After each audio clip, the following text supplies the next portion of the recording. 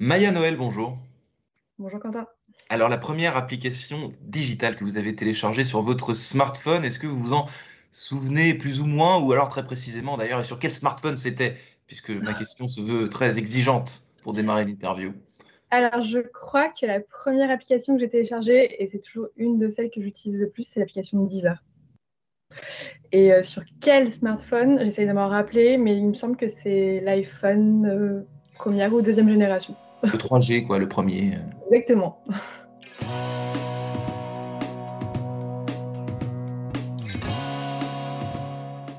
Bonjour à tous et bienvenue au Talk Décideur du Figaro en visio avec aujourd'hui sur mon écran et sur le vôtre Maya Noël, fraîchement nommée DG de France Digital, où vous officiez déjà depuis quasiment 3 ans. Alors pourquoi votre nomination, Maya Noël? Qu'est-ce qui fait que au moment où je vous parle, vous avez été choisie pour incarner France Digital? Alors, c'est une très bonne question. C'est peut-être pas à moi qu'il faut poser cette question-là. Je pense que c'est un choix qui s'opère parce que justement, ça fait déjà presque 3 ans que je travaille chez France Digital. Donc, je connais déjà bien la maison. Et le but de ma nomination, c'était surtout de pouvoir structurer pour vraiment faire monter en puissance l'association. Donc, c'était assez cohérent de prendre quelqu'un qui était déjà là et qui s'y connaît.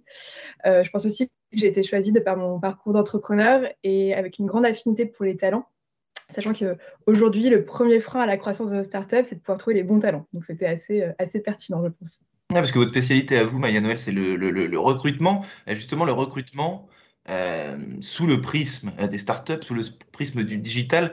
Qu'est-ce qui se passe en coulisses? Quel talent on cherche? Quelles compétences on cherche? Parce que le digital, ça peut être n'importe quel type de boîte, n'importe quel type de secteur, mais les compétences, in fine, ça reste toujours plus ou moins les mêmes, quoi. Tout à fait. Alors, quand je disais que c'était le premier frein à la croissance, nous, notre dernière étude a prouvé que pour 64% de nos startups, c'est vraiment le premier frein. Donc, elles galèrent, entre guillemets, toutes à recruter. Et quel profil? Eh ben, en fait, comme c'est des structures qui sont en hyper croissance, globalement, elles recrutent tous les profils. Donc, ça va vraiment des profils de commerciaux, au marketing, des profils de RH, des profils de finance. Donc, voilà, elles cherchent toutes à une grande palette de compétences. Maintenant, c'est vrai, ça reste toujours le premier poste recherché, c'est celui de développeur ou data scientist. Après, ce qui est particulier dans toutes les compétences que recherchent les startups, c'est des métiers, mais qui s'adaptent au numérique. Donc aujourd'hui, effectivement, un profil de commercial classique qui va vendre du SaaS, c'est pas tout à fait la même chose.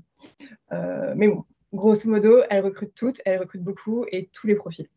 Est-ce que c'est plus compliqué, Maya Noël, de recruter quand on est dans une start-up que quand on est dans un grand groupe, en fait? Si on passe du monde du recrutement plus institutionnel, comment dire, plus processé, finalement, est-ce que les complications des deux côtés, c'est quoi? Alors, c'est vrai que je pense. Alors, les choses ont évolué. Moi, ça fait 10 ans que je suis dans le recrutement. Donc, déjà, j'ai pu avoir une belle évolution. Mais concrètement, comme vous dites, enfin, je parlais d'hypercroissance. Une startup, souvent, c'est une entreprise qui va très vite, qui a des nouveaux besoins, en fait, permanents et qui ne prend pas forcément le temps ou le recul de se structurer et d'allouer un certain budget pour recruter. Donc Versus c'est un du grand groupe, bricolage, quoi. c'est souvent du bricolage. Et d'ailleurs, j'ai envie de dire que les startups qui réussissent le mieux leur passage à l'échelle, c'est celles qui, dès le début, ont fait le pari d'investir directement dans le recrutement. Parce que le recrutement, c'est un investissement, c'est une fonction support à l'origine. En général, les personnes commencent à se poser la question quand ils dépassent 20, voire 50 salariés, alors qu'il faudrait quasiment avoir un recruteur dès le début, la création de son entreprise. Donc, dès le début de la création de l'entreprise, donc l'association France Digital représente quasiment 2000 startups, entrepreneurs et investisseurs français. Comment est-ce qu'on entre, Maya Noël, chez France Digital? Comment est-ce qu'on fait partie de l'écosystème? Est-ce que c'est l'écosystème qui vient à nous ou l'inverse? Enfin, expliquez-moi un petit peu. Alors, on représente 2000 startups, c'est un peu l'écosystème qui vient à nous. Il faut simplement être une startup ou un investisseur pour être membre de France Digital. Après, notre écosystème, c'est aussi tout ce qui entoure ces startups et ces investisseurs. Nous, ce qu'on essaye en tant qu'association, c'est de faire le pont avec d'autres mondes, donc notamment aussi des corporates, qui vont permettre d'ouvrir un nouveau marché aux startups, voire de donner des possibilités d'exit, mais aussi des pouvoirs publics et donc différents décideurs publics. Et ça, c'est pareil pour pouvoir influencer le cadre réglementaire qui va favoriser l'essor de nos startups et pourquoi pas aussi ouvrir des marchés publics. Valoriser l'image des startups, c'était l'une de vos missions initiales en 2021. Qu'est-ce qu'on doit valoriser justement sur ce milieu des startups, sur ce milieu du digital qui, comme tout milieu, parfois fait objet de critiques et il y a des choses qui vont pas. Évidemment, tout n'est pas rose. Je pense que le rôle de France Digital, donc France Digital a été créé en 2012. Donc là, on va bientôt fêter nos 10 ans. Et c'est ça aussi qui est sympa d'avoir rejoint l'association en tant que DG pour cette première décennie. Au début, le rôle de France Digital, c'était vraiment d'évangéliser et de tout simplement faire connaître cet écosystème-là, qui était vraiment au début le mécanisme de capital risque qui était très peu connu à la Mm. fois du public et surtout des politiques. Aujourd'hui, c'est moins le cas. Aujourd'hui, il faut toujours continuer de parler des startups. Et moi, je pense que ce qu'il faut mettre en avant, et notamment pour les startups françaises ou européennes versus les startups américaines ou asiatiques, c'est ce sont des entreprises innovantes et qui innovent aussi dans le bon sens. Parce qu'aujourd'hui, tout le monde sait que l'urgence, elle est climatique. Et nous, on a des startups qui vont du coup pouvoir proposer des solutions et qui vont proposer, et qui du coup, voilà, vont mettre en avant leurs valeurs, leur sens éthique, leur sens moral pour proposer des services pour le progrès environnemental ou social. Est-ce que, donc là, vous avez évoqué enfin, le RSE, l'environnement et toutes ces nécessités climatiques, etc., donc qui sont au cœur, j'imagine, des préoccupations de l'écosystème Bien sûr. startup. Est-ce qu'il n'y a pas un danger, dans une certaine mesure, je mets les guillemets parce que c'en est pas vraiment un, mais de tomber dans le syndrome, toutes ces startups qui ont fleuri sur la livraison à domicile, les choses comme ça, c'est-à-dire qu'il y a une startup qui se développe et d'un coup, il y en a 10, ou alors les trottinettes électriques, ce genre de choses. Est-ce qu'il ne va pas y avoir trop de startups euh, euh, consacré au RSE, à l'urgence climatique, etc. Est-ce que c'est un écueil qui peut arriver? Parce que dès que tout le monde se concentre sur un environnement, sur un business, sur une activité, bah, tout de suite, ça peut engendrer des dérives. Alors, je ne suis pas sûre qu'en se concentrant sur la RSE et le progrès environnemental, on arrive forcément à une dérive. Ce qu'on observe aujourd'hui, c'est qu'on a un écosystème français d'environ 10 000 startups. La part de sociétés à impact parmi ces startups-là, c'est un peu plus de 700. Donc voilà, on n'est pas non plus dans une forte concentration, mais je trouve que c'est quand même un très bon signe parce que le secteur de l'impact est en pleine progression. Hmm. Et nous, ce qu'on cherche avec France Digital, c'est de créer les futurs champions du numérique. Donc, c'est passer de la start-up au géant tech qui va vraiment aller exploiter des marchés, pas simplement en France, mais aussi à l'international. Et donc, moi, je trouve ça très bien qu'il y ait plein de petites startups qui se développent parce que c'est ce qui va nous permettre d'avoir le plus de chances d'avoir derrière des champions.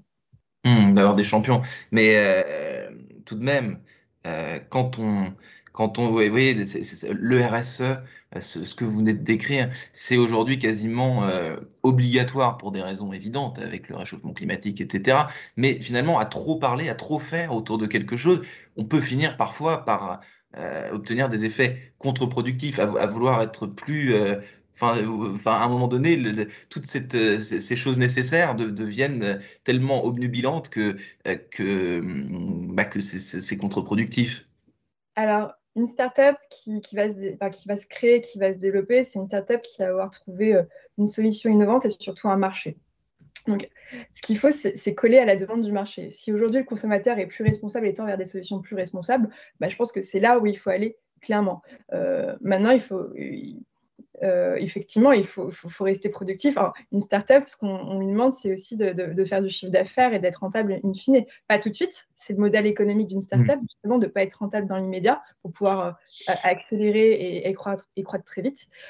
Mais ce qu'il faut, c'est répondre à la demande du marché. Et aujourd'hui, le consommateur, de plus en plus, va vouloir une entreprise responsable. Alors attention, moi quand je parle de responsabilité, je ne parle pas simplement d'avoir un modèle économique qui tourne autour d'un service dit à impact.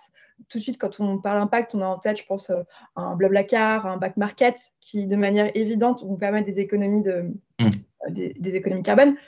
Moi, je pense aussi à des startups qui innovent et qui sont responsables, par exemple, par leur politique RH, par le modèle de gouvernance qu'elles mettent en place. Il y a plein de manières d'être responsable. Simplement, ce que je dis, c'est que nous, c'est peut-être l'élément différenciant qui va nous permettre de faire concurrence à des grosses startups américaines et asiatiques en prenant d'autant plus ces valeurs-là. Hmm. Maya Noël, on va parler un petit peu de vous. J'ai lu que vos parents, dans les Échos, je crois, j'ai lu que vos parents ont tous les deux un profil d'entrepreneur. Qu'est-ce que ça vous a apporté, vous, dans votre parcours personnel, professionnel, d'avoir des parents entrepreneurs, donc des parents libres, quelque part. Je ne sais pas si, oui, si l'entrepreneuriat, c'est une grande forme de liberté, c'est vrai, c'est aussi beaucoup de responsabilité.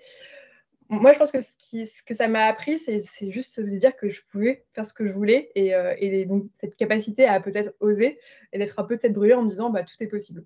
Ça Donc, décomplexe. aussi. Ça décomplexe et ça désinhibe quelque part, vous Oui, trouvez? complètement. Et puis ça permet aussi, donc ils sont tous les deux entrepreneurs, il y a eu des succès, il y a eu des ratés. Et justement, ce côté échec, raté, c'est toujours une forme d'apprentissage et être capable de l'accepter, de se dire, bah oui, je ne vais pas toujours connaître une carrière lisse, ça va peut-être être beaucoup de déconvenues. Bah, c'est aussi une façon de voir la vie peut-être de manière plus positive en acceptant ça dès le départ. C'est la vie d'un entrepreneur, effectivement, des hauts et des bas. Merci infiniment, Maya Noël, d'avoir répondu à mes questions pour le Talk Décideur du Figaro. Bah, je vous souhaite une excellente continuation sur France Digital et je vous dis à très bientôt. Merci Quentin, à bientôt.